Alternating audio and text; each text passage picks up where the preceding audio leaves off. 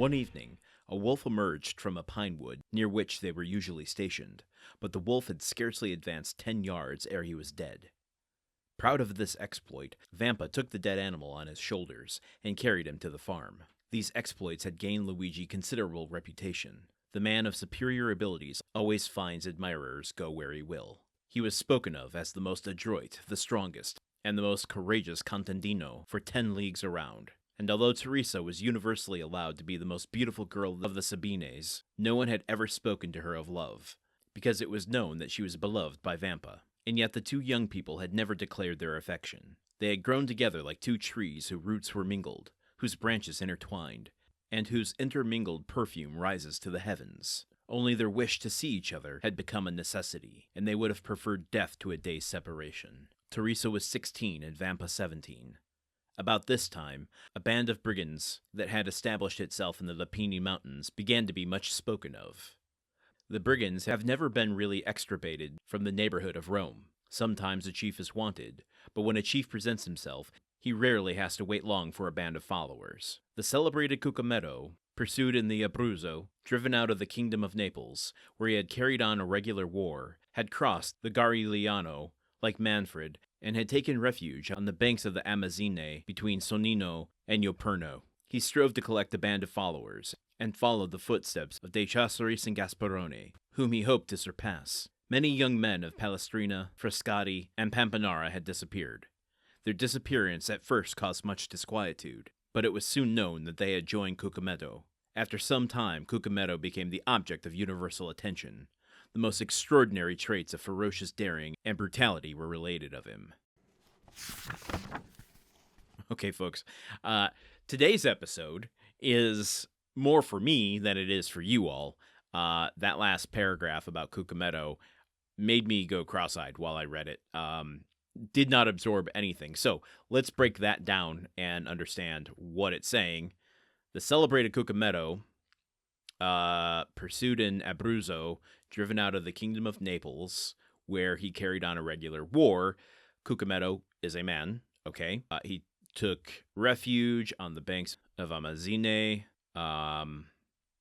strove to collect a band of followers, follow the footsteps. He had ambition to pass De Cesaris and Gasparone.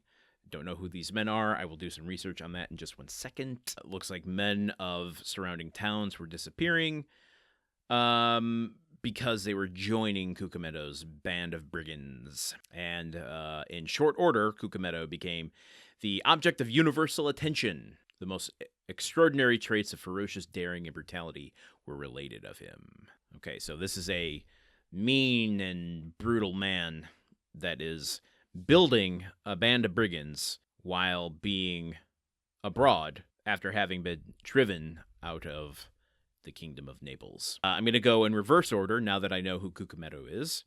Maybe we'll get more on him tomorrow. Teresa was 16, Vampa was 17. Band of brigands was establishing itself. That band of brigands, I'm assuming, is that of Cucumetto, who we just went through, because it says sometimes a chief is wanted, but when a chief presents himself, he rarely has to wait long for a band of followers. Okay, and what we just went through explains how Cucumetto did that. And then today's passage begins following up Vampa's extraordinary skill with a gun from yesterday that we discussed, but goes on to say here that Teresa, while being the most beautiful of the town, didn't have any admirers because it was thought that she was betrothed, so to speak, spoken for by Vampa. However, they never professed their love for one another. Now, what are we to take of this passage here about they had grown together like two trees whose roots are mingled, branches intertwined, their perfume intermingled, rises to the heavens? Dumas is using a kind of nature metaphor there, as if to indicate that their relationship is a sort of thing of nature. Is it that their relationship is beyond the kind of commonplace idea of professing your love for one another, traditional courtship, if you will, that they have been brought up together, essentially, at least for the last 10 years, which is at this point in their lives, their whole life, and that they are as one. That's kind of how I'm reading it, is that it's not, they never thought themselves in a romantic relationship with one another, but it's more than that. It's that they were meant to be together. They are two sides of the same person, which I guess makes me reconsider a little bit the comment I made about them being toxic for one another. I was going to comment further on that, saying, oh, we've all had those young romances where we are inextricable from each other, and how that slowly destroys both parties in the relationship. I know I certainly have had situations like that with people in the past where it just becomes a ticking time bomb. But I don't know if that's true. We are talking about another day and time and place, and maybe we are to take that they are meant to be with one another and that they aren't doing each other harm. Okay, I'm assuming, though I shouldn't assume, we're going to go to some sort of clash between Vampa and Cucametto. Will Vampa join the band of brigands? Will he come in contact and clash with them? We shall see.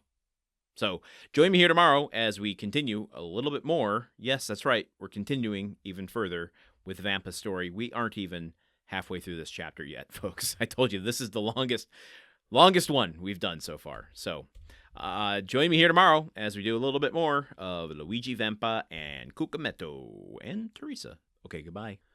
403. The Countdown of Monte Cristo is part of the Gruntwork Podcast Network.